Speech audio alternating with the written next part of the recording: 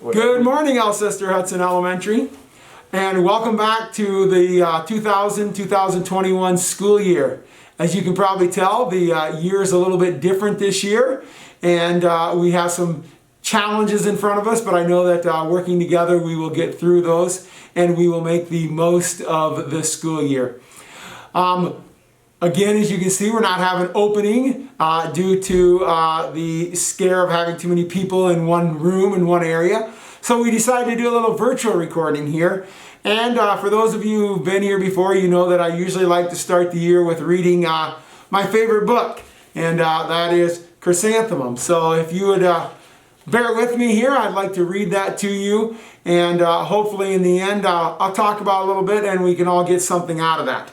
If you don't mind here, I am going to take my mask off so I can put my glasses on, otherwise they fog up. So we'll go ahead and get started with Chrysanthemum.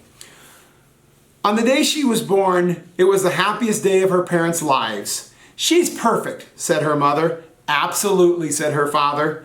And she was. She was absolutely perfect. "Her name must be everything she is," said her mother. "Her name must be absolutely perfect," said her father, and it was. Chrysanthemum. Her parents named her Chrysanthemum. Chrysanthemum grew and grew and grew. And when she was old enough to appreciate it, Chrysanthemum loved her name too. She loved the way it sounded when her mother woke her up. She loved the way it sounded when her father called her for dinner. And she loved the way it sounded when she whispered it to herself in the bathroom mirror. Chrysanthemum, chrysanthemum, chrysanthemum. Chrysanthemum loved the way her name looked when it was written in ink on an envelope. She loved the way it looked when it was written with icing on her birthday cake. And she loved the way it looked when she wrote it herself with her fat orange crayon. Chrysanthemum, chrysanthemum, chrysanthemum. Chrysanthemum thought her name was absolutely perfect. And then she started school.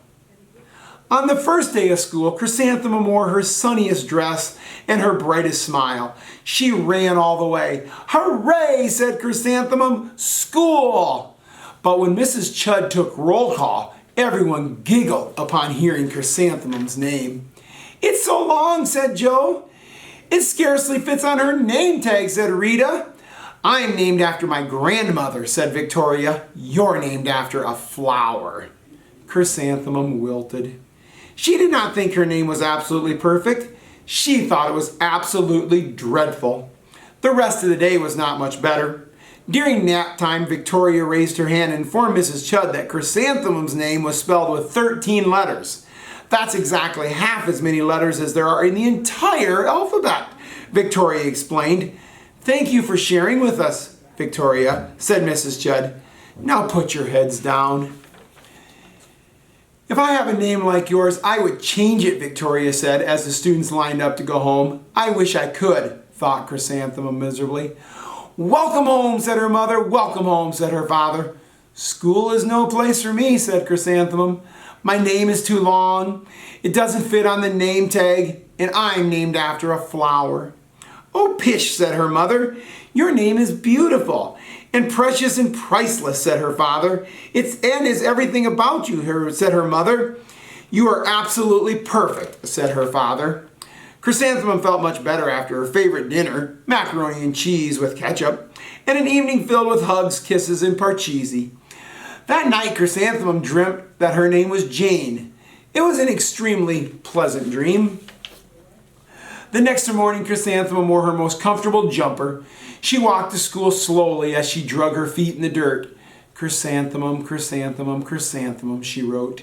"She even looks like a flower," says Victoria, as Chrysanthemum entered the playground. "Let's pick her," said Rita, pointing.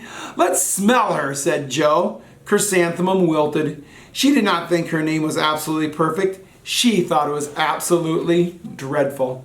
The rest of the day was not much better. During nap time, Victoria raised her hand and said, "A chrysanthemum is a flower. It lives in a garden with worms and other dirty things." "Thank you for sharing, Victoria," said Mrs. Chudd. "Now put your heads down." "I just can't believe your name," Victoria said as the students lined up to go home. "Neither can I," thought Chrysanthemum miserably. "Welcome home," said her mother. "Welcome home," said her father. "School is no place for me," said Chrysanthemum. "They said I even looked like a flower. They pretended to pick me and smell me." "Oh, pish," said her mother. "They're just jealous and envious and begrudging," said her father. "Who wouldn't be jealous of a name like yours?" said her mother. "After all, it's absolutely perfect," said her father. Chrysanthemum felt a trifle better after her favorite dessert, chocolate cake with buttercream frosting, and another evening filled with hugs, kisses, and parcheesi. That night, Chrysanthemum dreamed she really was a chrysanthemum. She sprouted leaves and petals. Victoria picked her and plucked her leaves and petals one by one until there was nothing left but a scrawny stem. It was the worst nightmare of Chrysanthemum's life. Chrysanthemum wore her outfit with 7 pockets the next morning. She loaded the pockets with her most prized possessions and her good luck charms. Chrysanthemum took the longest route possible to school. She stopped and stared at every flower. "Chrysanthemum, chrysanthemum, chrysanthemum," the flowers seemed to say. That morning, the students were introduced to Mrs. Twinkle, the music teacher. Her voice was like something out of a dream, and was everything else about her. The students were speechless. They thought Mrs. Twinkle was an incredible wonder. They went out of their way to make a nice impression. Mrs. Twinkle led the students in scales. Then she assigned the roles to the class musical. Victoria was chosen to be the dainty fairy queen. Rita was chosen to be the butterfly princess. Joe was chosen to be the all-important proxy messenger. And Chrysanthemum was chosen to be a daisy. "Chrysanthemum's a daisy, chrysanthemum's a daisy," Joe, Rita, and Victoria chanted, thinking it was wildly funny. Chrysanthemum wilted. She did not think it was absolutely perfect. She thought it was absolutely dreadful. "What is so humorous?" asked Mrs. Twinkle. "Chrysanthemum," was the answer. "Her name is so long," said Joe. "It scarcely fits on her name tag," says Rita. "I'm named after my grandmother," says Victoria. "She's named after a flower."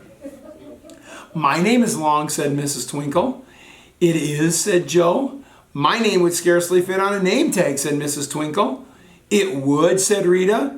"And," said Mrs. Twinkle, "I'm named after a flower too." "You are?" said Victoria. "Yes," said Mrs. Twinkle. "My name is Delphinium, Delphinium Twinkle. And if I have a baby girl, I'm considering Chrysanthemum as a name. I think it's absolutely perfect." Chrysanthemum could scarcely believe her ears. She gleamed, she blushed, she beamed, she bloomed. Chrysanthemum, chrysanthemum, chrysanthemum. Joe, Rita, and Victoria looked at Chrysanthemum longingly. "Call me Marigold," said Joe. "I'm Carnation," said Rita. "My name is Lily of the Valley," said Victoria.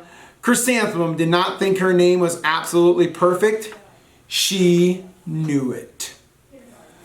Well, thank you for listening, kids. This is when we usually talk about the book for just a quick second here. As you noticed, Chrysanthemum, very excited about the first day of school. However, it didn't take long for it to change, did it? One student started that change by making fun of Chrysanthemum's name, and before long, there was 3 other students, and 4 students were making fun of Chrysanthemum, and it made school miserable for her. But it took one person to change her life. And that person, of course, in this story was Mrs. Twinkle. But you have that power in our school to be the one person who makes a difference in everyone else's life. So strive to be that person this year. Have a wonderful year. Thanks for listening, and we'll see you in the hall.